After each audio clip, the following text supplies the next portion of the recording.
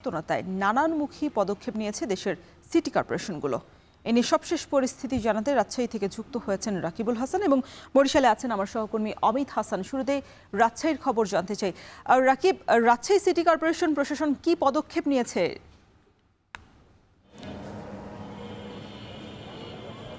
রওশন, আসলে রাজশাহী যেহেতু পরিচ্ছন্ন নগরী বলা হয়, যার কারণে সর্বক্ষেত্রে আসলে পরিচ্ছন্ন থাকা এবং আসলে যে বর্ষা মৌসুম, সেই বর্ষা মৌসুমে এডিস মশার লার্ভা নিধনে এবং ডেঙ্গু থেকে আসলে মুক্তি পাওয়ার জন্য নানা ধরনের কর্মসূচি গ্রহণ করেছে রাজশাহী সিটি কর্পোরেশন। এর মধ্যেই কিন্তু রাজশাহী সিটি কর্পোরেশনের যে 30টি ওয়ার্ড, সেখানে প্রত্যেকটিতেই সতর্কতা জারি করা হয়েছে এবং প্রত্যেক যে পরিচ্ছন্ন কর্মীরা রয়েছেন বা অন্যান্য কর্মীরা রয়েছেন তাদের মাধ্যম দিয়ে কিন্তু আসলে এই লার্ভা নিধন যে কার্যক্রম সেটি করা হচ্ছে। বিশেষ করে ড্রেনে কীটনাশক ছেটানো থেকে শুরু করে যে সমস্ত জায়গায় আসলে লার্ভা হওয়ার জন্য উপযুক্ত সেই সমস্ত জায়গাগুলোতে পরিষ্কার পরিচ্ছন্নতা কার্যক্রম এবং প্রত্যেকটি বাড়িতে বাড়িতে আসলে যেন প্রত্যেকেই সচেতন থাকেন সেই বিষয়ে কিন্তু আসলে এখানে বলা হচ্ছে। বিশেষ করে এডিস মশার যে উৎপত্তি স্থলগুলো সেগুলো ধ্বংস করা, ডেঙ্গু মুক্ত করা এবং প্রত্যেক দিন এই যেই এসির পানি জমে সেই এসির পানিগুলো আসলে ফেলে দেওয়া এবং এর পাশাপাশি যে ডাবের খোসা, টব কিংবা টায়ারে যে সমস্ত পানি জমে থাকে সেখানে যে ডেঙ্গুর লার্ভা তৈরি হয় সেগুলো আসলে ফেলে দিয়ে আসলে এই সচেতনভাবে থাকার জন্য কিন্তু আসলে সিটি কর্পোরেশনের পক্ষ থেকে বলা হয়েছে। এবং এছাড়াও সিটি কর্পোরেশনের অধীনস্থ যে সমস্ত প্রতিষ্ঠানগুলো রয়েছে সেখানে কিন্তু নজরদারি বাড়ানো এবং সিটি কর্পোরেশনের একটি সেল করা হয়েছে যারা কিনা এই বিষয়টিতে প্রত্যেক দিন তাদের কার্যক্রম 30টি ওয়ার্ডেই চালিয়ে যাবেন। এবং এখানে খুব কঠোরভাবেই বলা হচ্ছে যে যদি কোনোভাবে কোনো প্রতিষ্ঠান, ব্যক্তি বা কোনো নির্মাণাধীন প্রতিষ্ঠানে পানি জমে থাকা অবস্থায় যদি এডিসের লার্ভা পাওয়া যায় তাহলে তাদের বিরুদ্ধে আইনি ব্যবস্থা নেওয়া হবে, জরিমানা করা হবে এবং সেটি প্রাতিষ্ঠানিক বা ব্যক্তিগত যেই হন না কেন সেখানে কিন্তু আসলে এই বিষয়টি করা হবে। এর কার্যক্রমের অংশ হিসেবে আমরা যেটি লক্ষ্য করছি, রাজশাহী সিটি কর্পোরেশনের পক্ষ থেকে একটি বর্ণাঢ্য শোভাযাত্রার আয়োজন করা হয়েছে, যেটি ইতোমধ্যেই আসলে আয়োজন হয়েছে এবং কিছুক্ষণের মধ্যে আসলে শুরু হবে, যেটি নগরবাসীকে সচেতন করা এবং আশপাশে যে সমস্ত প্রতিষ্ঠানগুলো রয়েছে তাদেরকে সচেতন করার জন্য করা হয়েছে।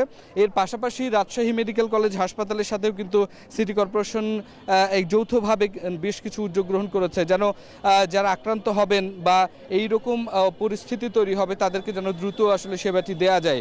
এবং এর পাশাপাশি যে সমস্ত বেসরকারি প্রতিষ্ঠানগুলো রয়েছে সেই বেসরকারি প্রতিষ্ঠানগুলোকে, স্বেচ্ছাসেবী সংগঠনগুলোকে অ্যাক্টিভ করে রাখার জন্য কিন্তু নানা ধরনের কার্যক্রম গ্রহণ করেছে রাজশাহী সিটি কর্পোরেশন। তো রওশন, এই ছিল রাজশাহী থেকে আমার কাছে সবশেষ খবর। আমরা আরো খবর জানতে চাই। অমিত, বরিশালের কি পরিস্থিতি? মশক নিধন কার্যক্রম কেমন চলছে? মাঠ পর্যায়ে নাগরিক সচেতনতা বৃদ্ধিতে কি কি কাজ করছে প্রশাসন? জানি একটু রৌদ্র, আপনারা একটু ধৈর্য ধরেন। রওশন, একটু জানিয়ে রাখি যে আজকে থেকে কিন্তু এই যে বরিশাল সিটি কর্পোরেশনের যে 30টি ওয়ার্ড রয়েছে সবগুলো ওয়ার্ডেই ডেঙ্গু সহ মশাবাহিত রোগ যেগুলো রয়েছে সেগুলো নিধনে কিন্তু নানা ধরনের কর্মসূচি গ্রহণ করছে সিটি কর্পোরেশন। এছাড়া প্রতিদিনই কিন্তু সিটি কর্পোরেশনের পক্ষ থেকে এই মশক নিধনে বিভিন্ন ধরনের কর্মসূচি রাখা হয়। এই মুহূর্তে দেখছেন বরিশাল সিটি কর্পোরেশনের সামনে আজকের এই দিনটি উপলক্ষে যে আলোচনা সভা রয়েছে এবং লিফলেটগুলো দেখছেন সেই লিফলেটগুলো কিন্তু বিতরণ করা হবে বরিশালের যারা জনগণ রয়েছেন সেই জনগণের মাঝে। এবং আসলে সিটি কর্পোরেশন বলছেন যে বর্ষার আগেই যে আসলে যে ডেঙ্গুর প্রতিরোধ সেটি করার জন্যই এই পদক্ষেপ গ্রহণ করা হয়েছে এবং এই জুন মাসকে কিন্তু মশক নিধনের মাস হিসেবে ঘোষণা করছে বরিশাল সিটি কর্পোরেশন। এবং দেখছেন শুধু সিটি কর্পোরেশনের কর্মকর্তা কর্মচারীরা নয়, আসলে বিভিন্ন স্বেচ্ছাসেবী যে সংগঠনগুলো রয়েছে সেই সংগঠনের যারা নেতৃবৃন্দরা রয়েছেন তারাও কিন্তু এখানে অংশগ্রহণ করেছেন। এবং এই বরিশাল সিটি কর্পোরেশনের সামনে থেকেই কিছুক্ষণ পর একটি র্যালি বের হবে, সেই র্যালিটি বরিশাল নগরীর প্রধান প্রধান যে সড়কগুলো রয়েছে সেগুলো প্রদক্ষিণ করবে। পাশাপাশি সেই র্যালি থেকেই কিন্তু লিফলেট যে বিতরণ করা হবে এবং সেই লিফলেটে আসলে বিভিন্ন ধরনের সচেতনতামূলক বার্তা দেওয়া রয়েছে। আসলে কেউ যাতে বাড়ির আঙিনায় যে পানি রাখা হয় সেই পানিগুলো সরিয়ে ফেলে এবং পানি জমা না রাখে, যেই জমাগুলো থেকেই কিন্তু আসলে এডিস মশার উৎপন্ন হয় সেই কাজগুলো যারা বিরত থাকে। এবং পাশাপাশি সিটি কর্পোরেশনের যে অন্যান্য কার্যক্রম রয়েছে, বিশেষ করে প্রত্যেকটি ওয়ার্ডেই 5 দিন অন্তর অন্তর কিন্তু ফগার মেশিন এবং হ্যান্ড হ্যান্ড এক্সপ্রের মাধ্যমে মশক নিধনের কর্মসূচি তারা কিন্তু পালন করছেন এবং তারা বলছেন যে বর্ষার মৌসুমের আগেই যাতে এই যে সমস্যাটি রয়েছে কিংবা ডেঙ্গু সমস্যাটি রয়েছে সেই সমস্যাটি আসলে যেন দূর করা যায়। এই মুহূর্তে দেখছেন বরিশালের যিনি সিটি কর্পোরেশনের প্রশাসক রয়েছেন তিনি কিন্তু উপস্থিত হয়েছেন। এরপরই এখানে একটি আলোচনা হবে, সেই আলোচনা শেষে এইখানের যারা কর্মকর্তা কর্মচারী রয়েছেন তারা একসাথে কিন্তু এখান থেকে র্যালি বের হবে এবং এখানে সিটি কর্পোরেশনের যারা পরিচ্ছন্নতা কর্মচারী রয়েছেন তারা কিন্তু ইতিমধ্যে উপস্থিত রয়েছেন। পাশাপাশি সিটি কর্পোরেশনের ছাড়াও বিভিন্ন সংস্থা কিংবা স্বেচ্ছাসেবী সংগঠন যারা রয়েছে তারা কিন্তু এখানে উপস্থিত হয়েছেন এবং এই যে মশক নিধন কর্মসূচি সেই অংশ হিসেবে তারাও কিন্তু অংশগ্রহণ করেছেন এবং সিটি কর্পোরেশন থেকে বিভিন্ন ধরনের সচেতনমূলক বার্তা দেওয়া হচ্ছে, মাইকিং করা হচ্ছে যাতে এই ডেঙ্গুর সময়টা আসলে তারা সচেতন থাকে, বর্ষা মৌসুমে পানি জমিয়ে না রাখে।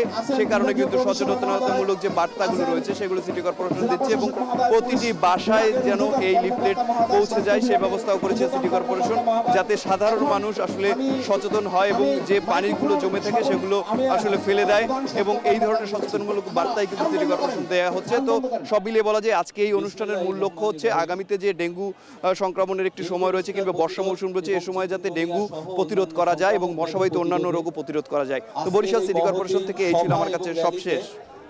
ডেঙ্গুর প্রকোপ এড়াতে বিভিন্ন